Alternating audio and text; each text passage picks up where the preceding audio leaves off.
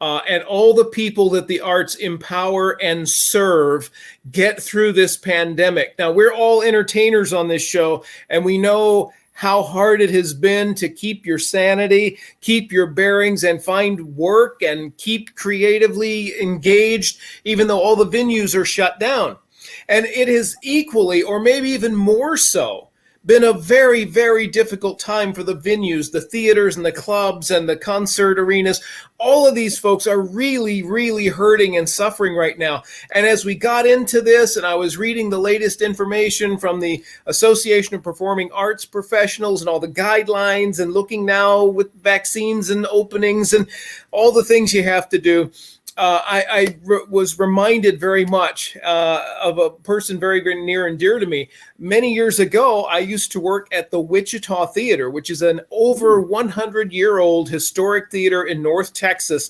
And the family I worked for was just wonderful to us. And I've been in contact with them through the pandemic and know some of the challenges they're facing.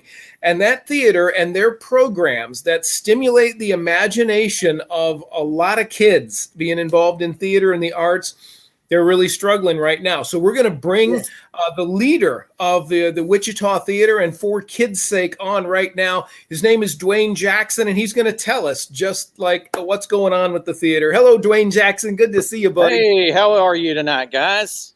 Terrific. How you doing, buddy? Hey, doing fantastic. Fantastic in North Texas. Yes. What's the weather like in North Texas, Dwayne? Well, it's not 70 like it is in Phoenix, Ed, but it is freezing today for the first time in 8 days. So thank you for asking. Wow. You know, Dwayne, I'm from Pennsylvania. You're from Texas where it's snowing. I think we could take them. All we need is a snowball. All we need is a snowball. A long distance toss. That's right. That's right. I'll toss it to you. You toss it to him. There you go. Works for me. All right. Well, so Dwayne, just so everyone can understand how important supporting your arts programs for the kids and the work that you and your family do for the community at the Wichita Theatre, tell us a little bit about the theater, its history, and what's going on right now because of the pandemic. Share a little bit about your experience with those things. You bet. Well, first of all, the theater is 113 years old. It's founded in 1908, and we have had the theater ourselves for 26 years, and it's been a long haul. I had not gray hair at the time, but about 2005, we began an organization called For Kids' Sake of Wichita Falls with the purpose of developing our youth in the education and the arts. And we hold camps, we hold workshops, but most of all, we give youngsters from the ages of 8 to 18 the opportunity to learn the skills of performing so that they have those skills to be able to utilize in life as they go on. And the last 12 months has been really difficult, as you can well imagine.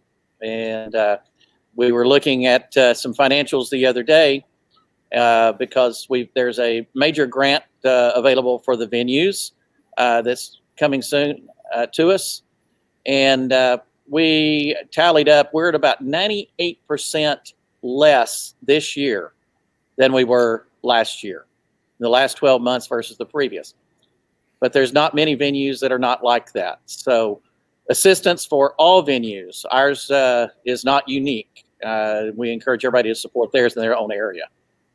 Right. And you know, knowing how much you and your family have invested in the theater, you know, running a theater involves a lot of things. You're the jack of all trades and hopefully the master of some. And it just requires a broad range of things from you each and every day to do this. You just today finished doing something in the glamorous theater business. Tell us about that. Well, you use the word glamorous. Yeah. I wasn't thinking too glamorous while crawling under the stage with a shop vac in a space that was about 3 foot tall with a shop vac running under the stage from a broken water line, of course. Yeah. So, yeah. Mm-hmm. So there's all these things you have to do it. So after all these years, and especially now during the pandemic and all the challenges you're facing, hey, why do you do this, Dwayne Jackson? Why do you do this? Ed, I told somebody today, they said when we started this 26 years ago, they asked the question, are you foolish? And I said, well, probably. And we continually ask ourselves, why have we done this? And it would have been real easy last summer, coming into the pandemic, seeing no light at the end of the tunnel, to go ahead and throw up our hands. But we as a family sat down and talked and said, we can't do this alone, and we've got to truly share the story in a way that's never been shared within our community and get our community truly behind it in a way that they never have. And we have to do this for the kids. We just had a story last week from a mom and dad, actually, that both came up to me and they told me, they said, Dwayne, we want you to know our daughter is in law school, and she just told us that she had an experience doing something that she said, if I hadn't been on the stage, I could have never done this. And that's why we do it for the kids especially, but we have adults saying the same thing. Sure.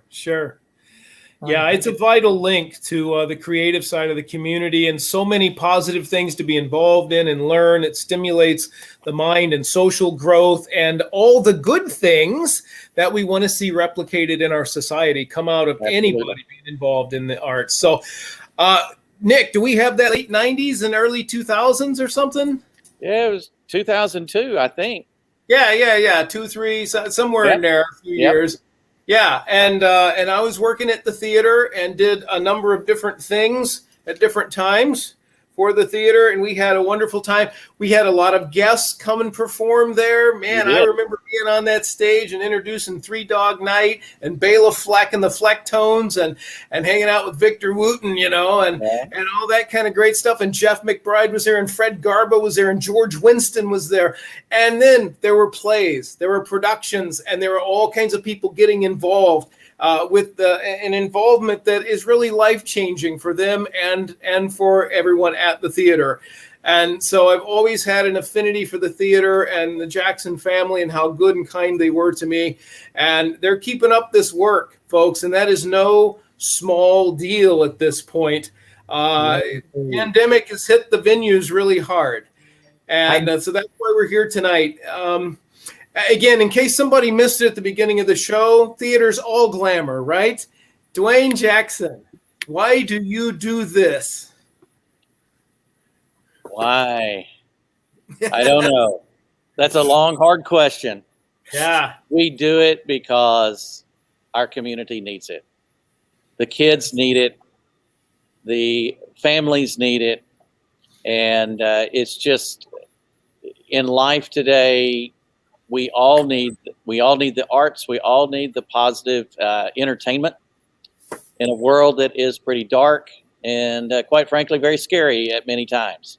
So we are looking forward to getting it back on the stage to change that again. All right. Well, thanks for that. And thanks for being so open about that. And I know everybody wants to see the showbiz coming back, no matter where they are, whether they're a spectator, participant, or a manager, owner, entertainer, or whatever. Everybody has a horse in this race, man. Everybody has a horse in this race. So please support them. I know Nick has got the link in the comments and on the screen. I'll bet it appears. There it is. There you go. So click that button right now and send some money to the Wichita Theatre Art for Kids' Sake and help them out with what they're doing. Okay, so I'm going to show you something real quick. Man, this is about the arts, and it's about your contribution, but it's also about how I never stop learning. I mean, it's amazing. I was this many years old right here today when I found out you could take a Coke bottle lid and it's the perfect size to put quarters in. I mean, I was this many years old. So that means when you're traveling down the highway and you've got toll roads, you can take your quarters, put them in the cap, put that in the little recessed area on the dash, and you can always find those quarters. Okay? So, Nick, if I can have full screen, because I can't see where I'm at here, I'm going to show you something real quick and tell you how it relates to your opportunity to contribute to the Wichita Theatre, okay? So I'm going to take my Pepsi cap. I did my duty. I emptied my Diet Pepsi on time so I could do this for you. So here go the quarters. 1, 2, 3, and 4 quarters fit perfectly in a Pepsi bottle cap. Is that not the coolest thing? Right there, right? All right, so here's the deal. You can have a little money there. That's $1, guys. 4 quarters, that makes $1. That's not a lot of money. You could take whatever it is you feel like you want to give it to the Wichita Theatre. Let me show you what happens when you make a donation to an arts organization. I'm going to cover the coins with one hand. I'm going to put this hand down here. Now watch in the middle, we're making a heart. You see that? That's why I'm wearing black tonight.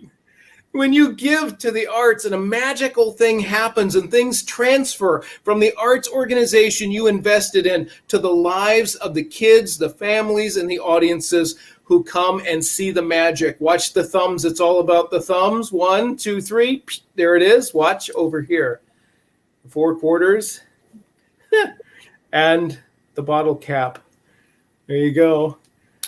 There you go. When you make a contribution, you're passing a little magic on in so many ways you can never estimate all the impact your small contribution will make to somebody's life and to keeping the arts alive and making America strong through creativity, right?